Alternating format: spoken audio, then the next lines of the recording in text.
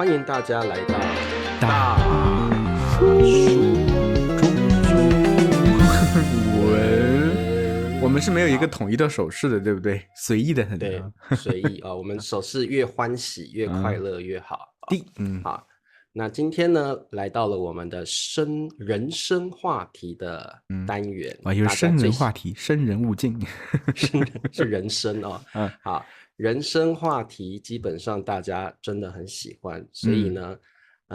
我个人也非常喜欢讨论一些人生的话题啊，因为人嘛，常常会遇到很多生活上的困境还有问题。对，那今天我们聊一些比较不同的话题。灿叔，我们今天要聊什么呢？你不是主持人吗？为什么要问我？主持人已经忘记了今天的主题了。对，其实我觉得就是突然想到，我们有些就是有时候我们自己的这些性格的行为方式啊，好像都可以追溯到比较小的时候，就是童年的时候，童年的一些发生的事情呢，我们生活的这个环境啊，父母对我们的这些影响啊等等，都在无时无刻不影响着我们。就算我们现在可能30几岁、40几岁，乃至于50多岁、60多岁，你发现很多东西好像真的就在童年的时候已经确定了。你对自己这些东西没有一个觉察的话，你就会觉得好像你的行为方式就是这个样子，你自己觉得这些东西就是理所应当的，就是对的。但是有时候你能跳出来看一下，你发现你这个行为是有点奇怪的。假如你觉得呢？我觉得会有因为我小时候就是我聊过嘛，我就是我爸爸常常欺负我妈妈，不要说到是家暴那么严重了就是我爸也算是个负责的男人，只是说有时候会对我妈妈动手动脚。所以我觉得小时候我对我自己的印象就是我常常躲在角落里看着我爸爸打我妈妈。所以我觉得慢慢我觉得这个对我的性格是有很大的影响，就是我会躲在角落，然后静静的看一些事情就这样发生。然后心里就会觉得为什么这个世间好像比较残酷，或者是弱肉强食，或者是为什么力量大的人会去欺负力量小的人。对，小时候其实小孩子没有这些观念，说实话，当小孩子看到什么东西的时候，他就会去不要说学习了，他会看在眼里，心中会有一些比较基层的哲学啦或人生观会形成。所以我小时候我觉得我的个性就是比较会冷冷的站在一旁，然后观看事情发生，然后自己去想这件事情为什么会这样子形成或发生。所以我觉得我从小就是一个比较不会那么主动的去处理事情的人，或者是不会这么急的去安排事情。我觉得我是那种比较会等待一下，然后冷眼看着事情怎么发生，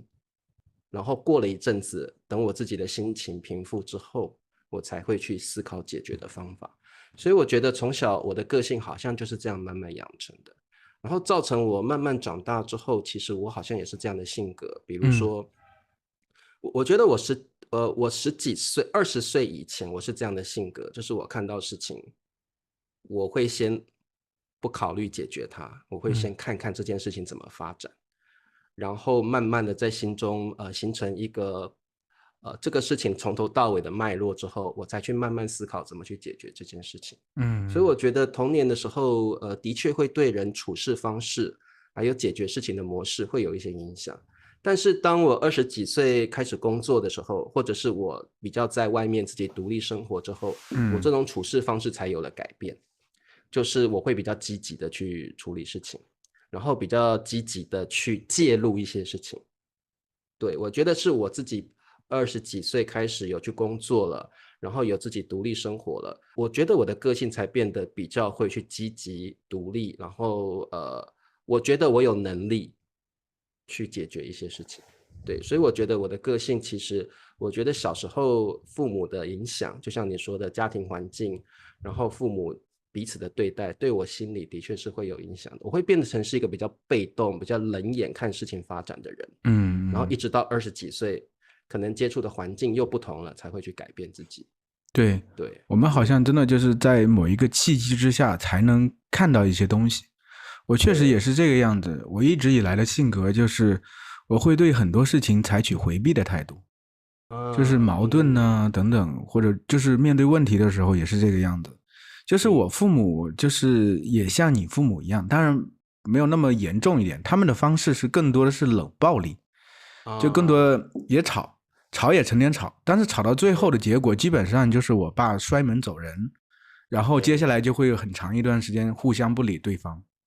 这样造成的话，让我觉得很多事情就是不要有矛盾是最好的。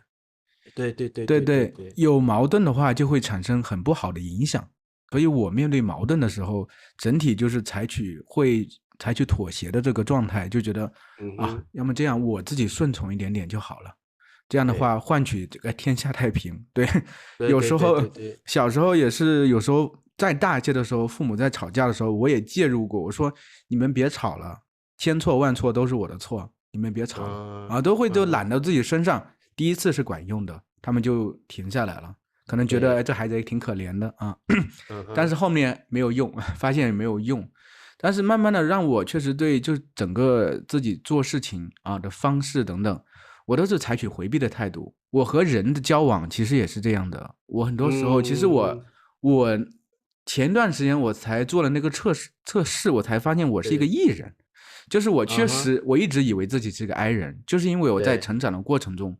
我可能底色是一个 E 人。我小的时候是因为生活在一个大家庭里头，就是一个强社交的环境，大家每天就是基本上有什么活动，大家成天在一块儿，成天聚会啊，吃饭喝酒啊什么的。我也是跟着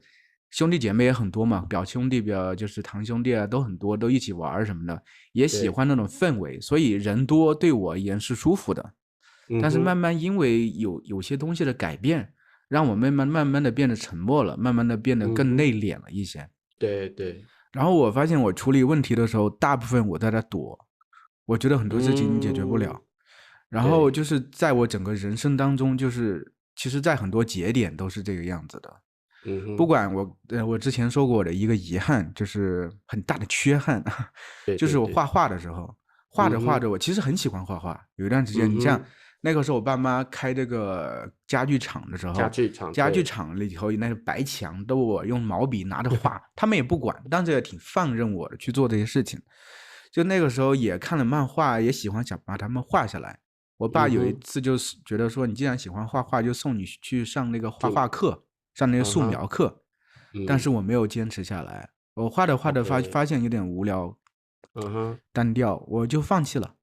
这个事情在我人生中发生了非常多，就是做很多事情的时候，做着做着发现有点难，我就没有那种一定要把它攻克这个心理。很多时候我也觉得，其实可能父母从小到大，就是在我从小到大的过程中，父母竟没有给我这方面的引导或者这种助推的这种感觉。所以我面对很多问题的时候，我基本都是放弃，然后回避，然后其实也是就是直白真诚点。当时来西安，我也不知道，我也是莫名其妙的，就是当时我女朋友，我们大学毕业之后就分手了，就是我觉得因为不现实，两个天各一方，一个在西安，一个在浙江，相隔1000多公里啊，太远了。然后那个时候我想毕业就回去了，但是因为我老婆那个时候是女朋友，她的家庭状况也不是特别好，她是之前也经历过一段不好的感情，然后家里这个又是个老二，所以父母又是个女孩，你也知道在北方特别传统的这个状态下，父母对你这个要求很高，但是呢考虑很少，其实他过得不怎么开心。然后呢他觉得就是和我在大学那段时光过得很开心，是他可能就这么长的一段时间里过得很开心的这段时光，所以他不想放弃我，所以他想和我继续在一起。然后后来就和我说一些话之后，我其实也心软了，然后我也没有细想，我没有想我人生以后该怎么办，我就觉得那我就这样，我就来西安吧。但到西安之后，确实也经历了很多很多事情。对，就是我发现我这个性格也是，因为我老婆那个时候是这个样子，她被家庭裹挟在里头，就是她哥生了个儿子，我们大学毕业的时候才生的。但是我来西安之后，我也莫名其妙，她是想讨好家人，她不是说很自觉的想讨好家人，但是潜意识里头就想通过这个方法帮助父母，给父母分忧。因为你知道在中国的话，基本是爸妈帮孩子带小孩嘛，所以他爸妈会帮他的哥带小孩，所以他呢就觉得想帮他妈妈分忧，所以呢就去很上赶的去帮助他们。然后这个时候他自己周六周日都奉献出来帮助他们，他也把我拉上去帮助他们。那个时候我没有任何的去选择说我可以不去这样做，我觉得潜意识就让我觉得我不能拒绝别人，我应该去帮助他。对，然后其实这个东西它会累积，你知道，在一定程度上，在很长一段时间，你可能是把这些东西都内化了，觉得 OK， 但其实是累积，隐隐的到某一天的时候，你会发现这个东西会爆发。你到那一天之后，你会觉得我们的感情其实就破裂了，就没有东西存在了。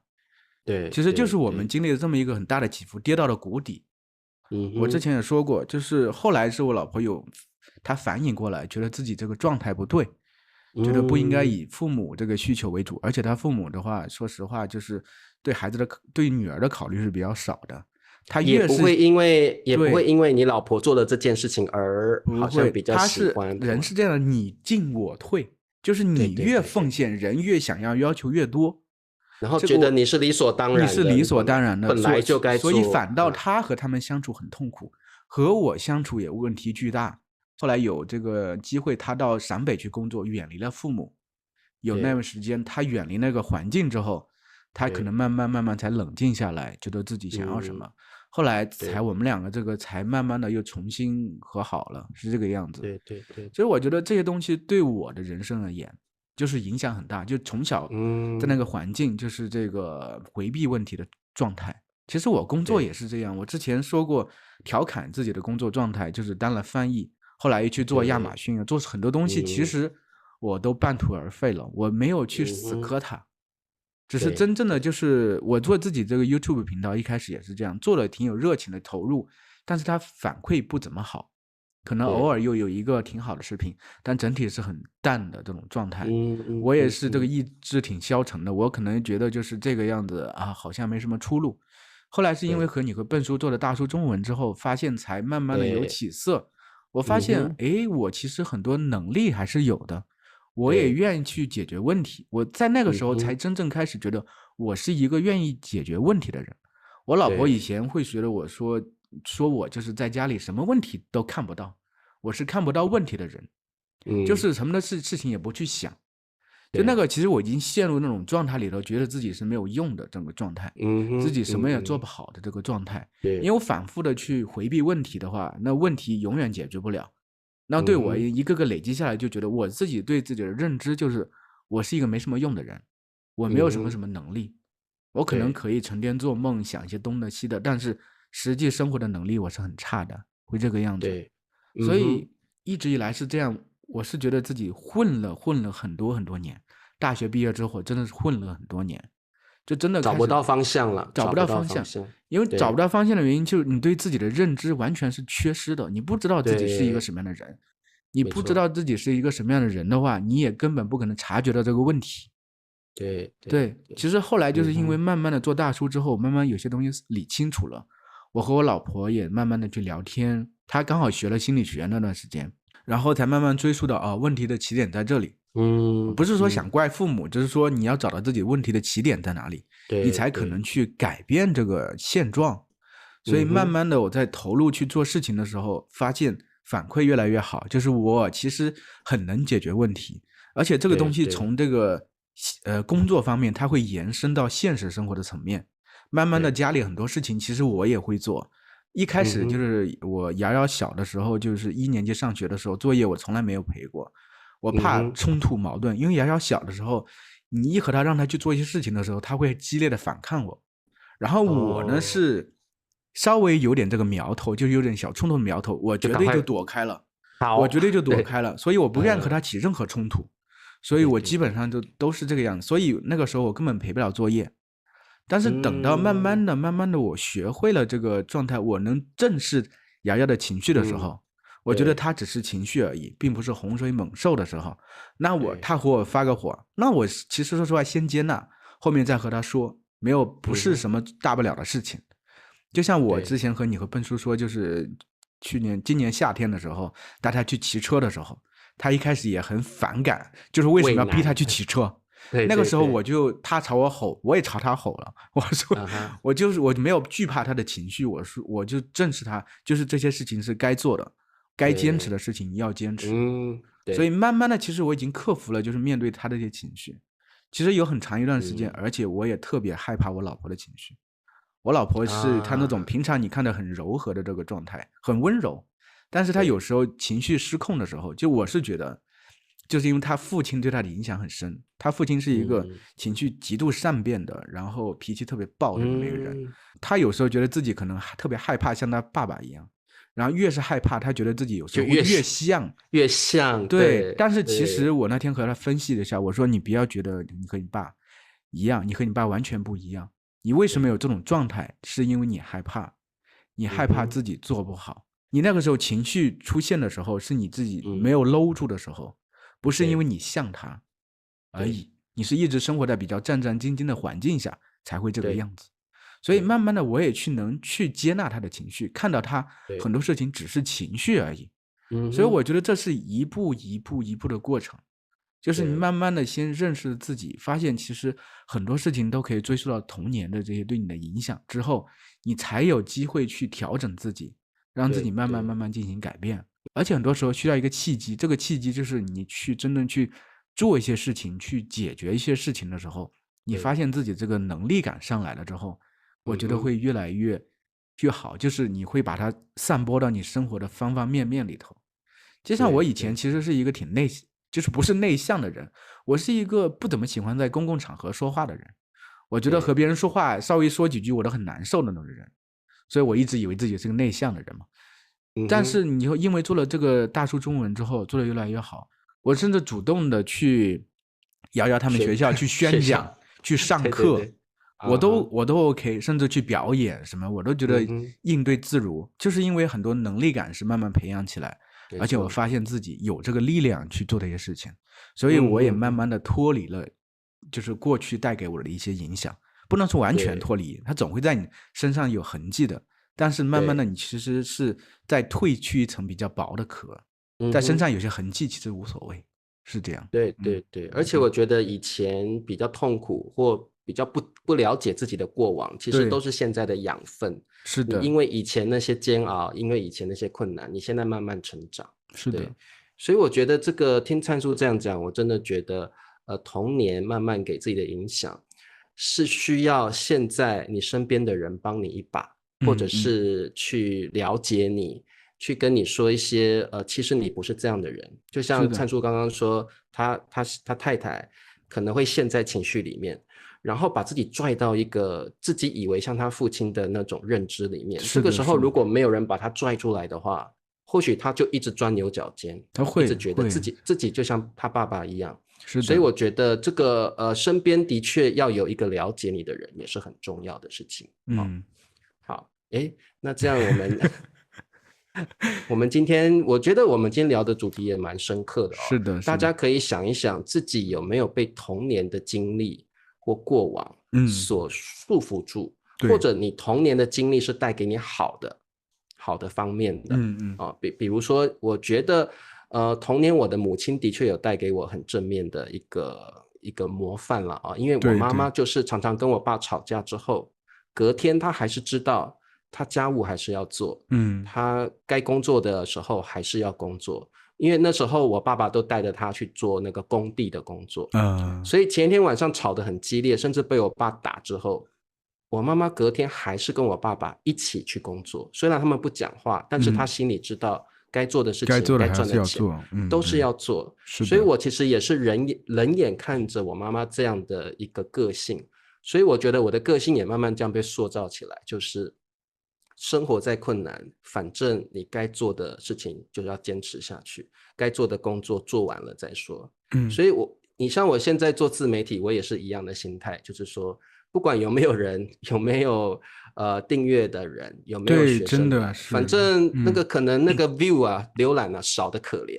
可能100-200、200-300而已。但是我觉得我每天该直播我就直播。对，我真的特别佩服你。然后我确实我也受到你的鼓舞。我觉得人生其实就是积累的功夫，像各位同学，你们学中文也是一种积累。我们不可能一步登天，但是随着你每天积累的功夫越来越多、越来越深，你会发现你的人生是有进步的。是的，然是的。后像我觉得我直播了这么多年了，我发现没有很厉害，没有很伟大，但是我觉得那个不平凡啊，就是在每一天慢慢积累出来。学生的基数也是这样慢慢的累积上来。真的是这觉个样子。所以我觉得这个童年可能也会带给大家一个正面的效应啊，正面的一个改变啊。好，那我们今天聊的这个主题，我觉得我也蛮喜欢，很深刻啊。对。那不过呢，接下来我们还是针对我们大叔的产品来做一些简单的介绍哦。灿叔，我们现在的电子书啊，有了一个不同的格式，对不对？对对，我给大家看一下我们的网站吧，我觉得好，分享一下屏幕啊。大家看，我们现在叫大叔小店啊。改名字了。大叔小店，其实我们现在对我们的电子书进行了一个改版，或者说升级，它变成了 EPUB。EPUB 它是一种电子书的阅读形式啊，它非常非常的适合我们的产品，让我们的产品直接上了一个台阶，我是这样想。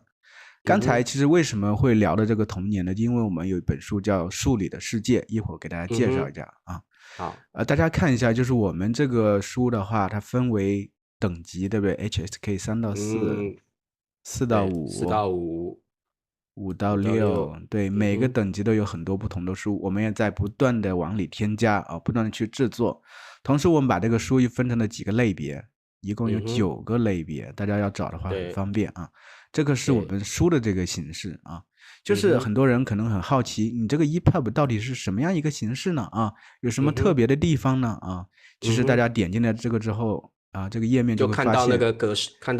对，这两个呢，其实就是它的截图。这个呢是手机的显示页面，这是电脑的显示页面。对，就是在这里给大家可以演示一下我们这个是到底是怎么回事。现在给大家看一下这本书的这个电脑版啊。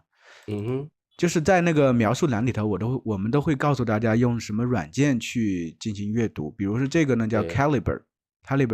而且在这个描述栏里头会给大家一个下载的地址，非常的方便啊。对，大家看一下这个好像这个也是欧美的学生常常读电子书会用的格式。对对对，这个其实是我以前就特别喜欢用的。我最近因为看微信读书比较多，用这个形式比较少。以前是基本用这个形式啊，这个比 Kindle 还好用，我是觉得 Kindle 只能在 Kindle 上用。对，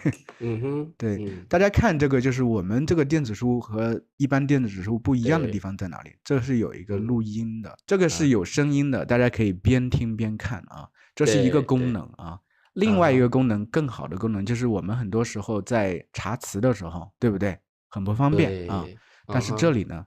刷一下。看见这个什么这个房子像白宫一样的这个房子，对，点一下可以查找词汇，可以查找词啊，你可以把这个形式稍微调整一下，哎，你看这边呢就有很多解释，选择繁体中文或简体中文，对，它就是集合了这个 Google Dictionary， 大家看没有？这有简体的，有拼音，有英文的都有，就字典上都有。很多时候我们学习中文的时候。也需要看一些中文的字典，然后会更精确一点。对，而且你点开里头还有这个例句啊什么的都有。你比如觉得太窄了，你可以拉一拉，在电脑上是学习很方便的。对，这是一个特点啊。而且还有一个就是大家比如说这个安慰啊，我想把它的这个拼音写下来，下回我都不需要再查的时候，我比如突然忘记了。哎，我这回到这一看，拉一下，点一下，安慰，对，它就直接出来了，对不对？就是自己可以学习做一些笔记，对，在上面做一些注解。是的，这个是它的电脑版的这个功能。其实我们还有，因为它是集合了这个电脑版还有手机版，还可能有些同学他有专门的这个 EPUB Reader， 有这个阅读器的啊。要是我给大家展现看它的这个手机版是这样一个界面啊。对。也是有一个音频的合成，对，直接一点它就有声音。没错。对，有听到，对，听到自己说话还有点羞耻啊。对，尺度提升是这个，我的手机是苹果手机，所以它集成的是iBooks，但是茶树的对手机是安卓的手机，安卓手机里面对对，也有一个东西安卓也可以，叫 Lithium EPUB Reader 对啊，它也可以对很方便，也可以对，这个有音频，也可以查也可以查词，词，对，对，所以就是建议大家，如果你真的想要在阅读上提升自己的中文水平，因为对，灿叔也做过一个视频哦，在他的频道做过一个视频，是的，是的，就是有时候如果你觉得你的口语没有办法有很长足的进步的时候，其实我们会建议你用阅读的方法提升自己的词汇量，是的，还有就是会让你说话的这个方式跟风格更丰富。嗯，所以这个就是母语者跟学习者比较大的差异，就是母语者的阅读量是很大的，是的，是的，但是你们学习者可能常常跟母语者说话，却没有阅读的习惯，可能会导致你的阅读量不够多，然后造成你说话不够，词汇不够丰词富，汇太少，说说话实话是说这样，话太过于呆板无聊，不够吸引人。是的，那或者是表达能力不够，常常忘记要用什么词汇来表达自己的想法。这个时候其实都可以用阅读去补足自己的不够的地方啊。所以我们这边就是为什么大叔一直要选择制作电子书的方式来帮助各位同学，因为这个可能是大家最欠缺的部分啊，就是阅读。阅读其实有很多词汇是非常美的，而且你用出来，人家会觉得哇，你的水平很高，说话很地道。那这个都必须要常常阅读然后来把自己的中文水平再次的一个值的上面的提高。对，而且刚好就是我们做的这个视频，我们做的这个电子书啊，就是这个系列，刚好就是分级的，3到4，4到5，5到6，大家可以根据自己的这个能力水平在哪里，从哪个级别开始看。因为我说实话，就是等到你到了高级，你可能也不需要看大叔这些书了，你可以看母语者，就是直接能看的东西。但在中间有一个桥梁，就从初级到高级中间有一个桥梁。这个东西呢，这个阶段呢，其实相对而言，我觉得材料是比较欠缺的，也是我们大叔想给大家提供的啊。就说我刚才就给大家说这本书叫《书里的世界》，这本书挺有意思的，就是我一开始的时候在大叔的这个会员频道里头做了一个疯狂故事会，就是说我想一个画面是一棵树，然后我想一下就随便瞎想啊，然后走进了这个树里头，然后就到这里就故事就结束了。然后后来的时候我就想，哎，这个到树里头之后会发生什么事情呢？我就写了这么一个故事，就是很神奇的事情就是这个样子。你在写故事的时候，你的很多过往的回忆、过往一些片段，对你人生的一些影响就跳出来了。然后写着写着就回到自己小时候生活的这个环境，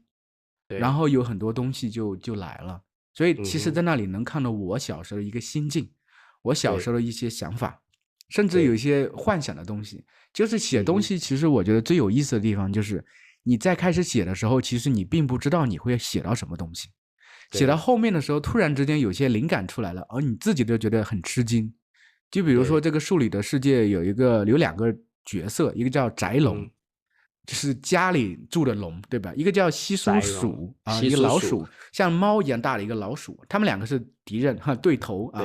井水不犯河水啊。一开始我在写故事的时候完全没有这个概念，但写到一定程度，突然他们就跳出来了，它就变成那个样子。它刚好是3到4级，相对词汇没有那么复杂。但是我自己其实还发现一个特点，就算我写的3到4级啊，针对3到4级的这个阅读材料，它比我们平常这个口语的材料而言，还是运用了更多的词汇。这些词汇大家可能在平常你只是看视频的时候根本学不到。但是说实话，但是你假如能把这些学过来，变成你的，那你的这整体的表达能力、词汇运用水平，那就能慢慢的往上，就是进阶的特别特别快。我是觉得很多人就困于在那个瓶颈期啊，对不对？叫 plateau，对不对？就是因为词汇太少了，而且你的阅读量太少了。你要想想看，中国的小孩子们1、2年级的时候已经在读非常非常难的东西，而且他所有的这些表达方式啊、词汇等等都是要背下来的，都要默写，然后都要听写的。其实你像瑶瑶他们现在写作文的时候，都已经需要把那叫什么层林尽染这个词你们听过吗？都已经要运用到作文里头了。所以说为什么中国小孩这个表达能力在上小学对，之后提高的这么快，就是这些嗯，书面的东西吸收的很多，让他们没错。整体这个文化水平提高了很多。对，对，你更不要提还有口语的环境了，对不对？对对对，所以就是说，学习者怎么把自己的环境跟这个词汇的运用达到跟母语者一样的水平，这个可能必须要靠你平时在阅读上也要加把劲，对，才有办法提高你的这个整体的中文水平的哦。那我们今天呢就聊到这儿，希望大家了解大叔们的苦心。嗯，好，那我们就下次再聊喽，大家再见，拜拜拜。拜。